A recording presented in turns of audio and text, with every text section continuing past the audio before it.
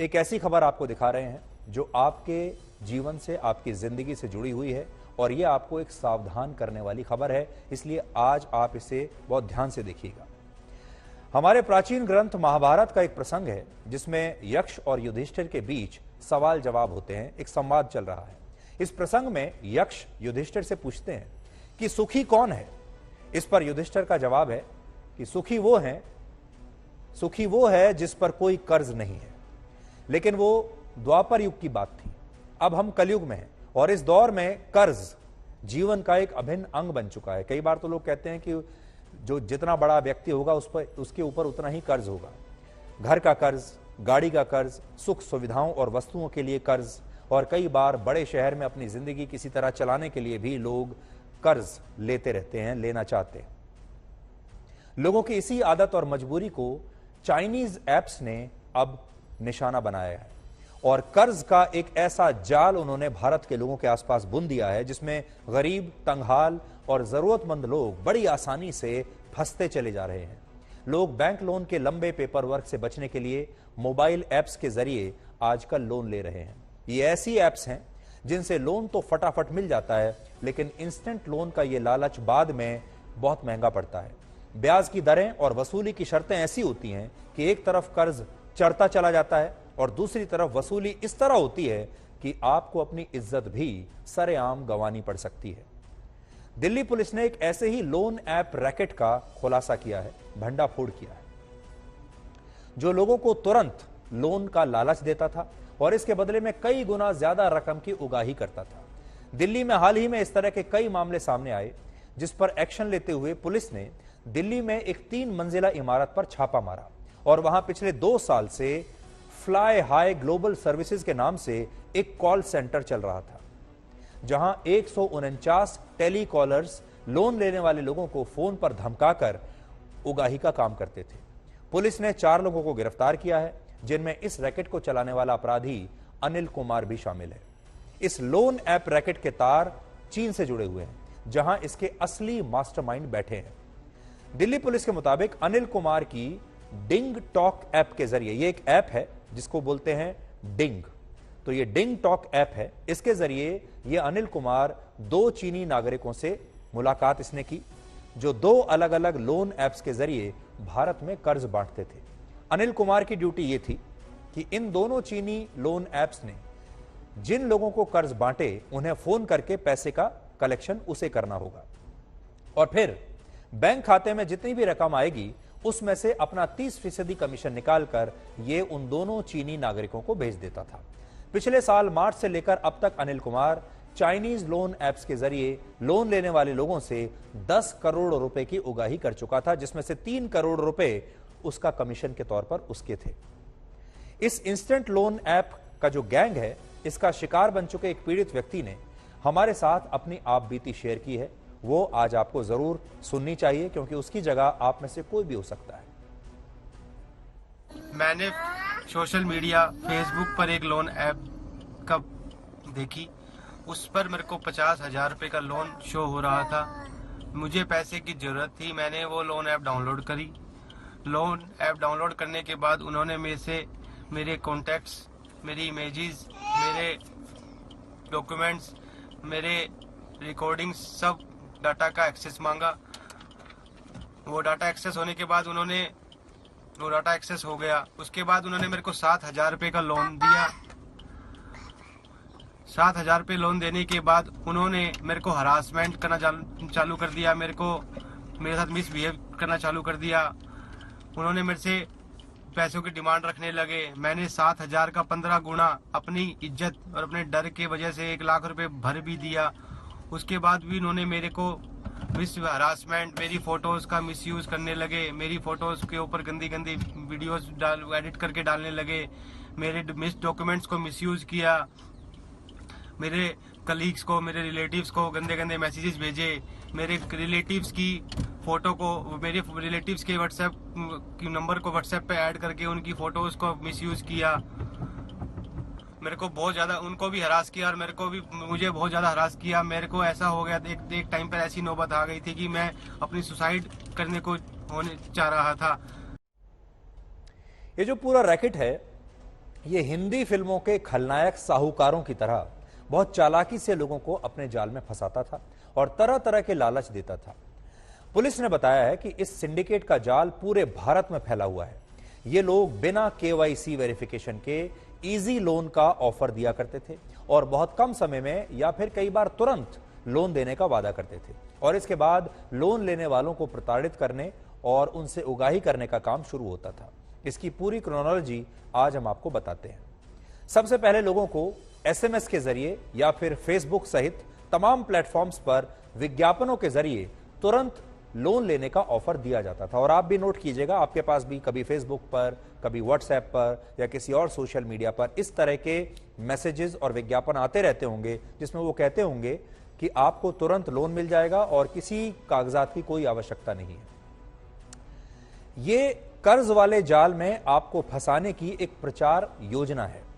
जब लोग इस प्रचार में बताई गई चाइनीज लोन ऐप्स को अपने फोन में डाउनलोड कर लेते थे तो उस पर रजिस्टर करने के लिए उन्हें अपने मोबाइल फोन की कॉन्टैक्ट लिस्ट और फोटो गैलरी की परमिशन एक्सेस देनी पड़ती थी, जिसके लिए ज्यादातर लोग तैयार हो जाते हैं कि भाई आप हमारे फोन में सारी एक्सेस ले लीजिए, हमारा कॉन्टैक्ट, हमारी जो गैलरी है, हमारे वीडियोस, हमारी तस्वीरें, फोटोज, सब कुछ। इस बीच ये कंपनी अपने शिकार के फोन में एक ऐसा सॉफ्टवेयर इंस्टॉल करती थी जिससे फोन को हैक कर लिया जाता था और सारा पर्सनल डेटा जो आपका है उसे चुरा लिया जाता है। यानी जिस ऐप से कर्ज मिला उसी ऐप ने आपके स्मार्टफोन को अपना बंधक बना लिया, अपनी मुट्ठी में कर लिया, सारा डेटा चुरा लिया और इसके बाद फर्जी कॉल सेंटर में बैठे टेली कॉलर्स का काम शुरू होता था, जो लोगों को लोन वापस करने के लिए ब्लैकमेल करते थे और उन्हें धमकियां देते थे। लोन लेने वालों से ज्यादा ब्याज मांगा जाता था, साथ ही अलग अलग बहाने बनाकर ज्यादा चार्ज लिया जाता था। अगर कोई ग्राहक वसूली एजेंट की धमकियों से नहीं डरता था तो ये गैंग कर्ज लेने वाले की फेक अश्लील तस्वीरें बनाकर उसकी कॉन्टैक्ट लिस्ट में दर्ज जितने भी नंबर थे उन पर भेज देता था। पुलिस के मुताबिक गैंग चलाने वाले अपराधी ने इस काम के लिए जो फर्जी कंपनी बनाई थी उसके नाम पर 300 सिम कार्ड्स लिए गए थे। सोचिए, इस कंपनी के पास 300 सिम कार्ड्स थे जिनसे फोन किए जाते थे। इनके जरिए फोन करने और व्हाट्सएप पर फोटो भेजने का काम होता था। पुलिस ने जिस लोन ऐप रैकेट का खुलासा किया वो इस बड़ी समस्या का एक छोटा सा ट्रेलर है। भारत में पिछले कुछ वर्षों में और खास तौर पर कोरोना काल के दौरान इंस्टेंट लोन देने का वादा करने वाली ये चाइनीज ऐप्स की डिमांड बहुत तेजी से बढ़ी है। इसे लेकर social media platform local circles ने एक सर्वे किया और देश के 409 जिलों में 27,500 लोगों से बात की और इसके नतीजे जब आप देखेंगे तो आप चौंक जाएंगे। इस सर्वे में शामिल 14% लोगों ने बताया कि पिछले 2 साल के दौरान उन्होंने या उनके किसी जानकार ने चाइनीज इंस्टेंट लोन ऐप्स का इस्तेमाल जरूर किया है। ऐप इस्तेमाल करने वाले लोगों में से 58% लोगों ने कहा कि लोन ऐप से ली गई राशि पर उन्हें हर साल 25% से ज्यादा का ब्याज देना पड़ा।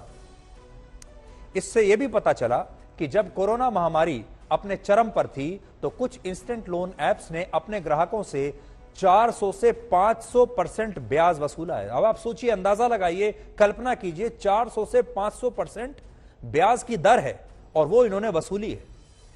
इस केस में भी जिस व्यक्ति की शिकायत पर पुलिस ने यह कार्रवाई की है उसने 6,800 रुपए का लोन लिया था और वो 1 लाख रुपए से ज्यादा वापस भी कर चुका है, लेकिन उसके बावजूद भी उसका कर्ज उतर नहीं रहा। और जब ऐसा हुआ, लगातार धमकियां मिलती चली गईं, तब उसने पुलिस में जाकर रिपोर्ट किया। कोरोना महामारी के वक्त जब लोगों की नौकरियां छूट रही थीं, काम धंधे बंद हो रहे थे, सैलरीज नहीं मिल रही थी, तब इंस्टेंट लोन ऐप्स का धंधा बहुत फल फूल रहा था क्योंकि सबको पैसे की जरूरत थी।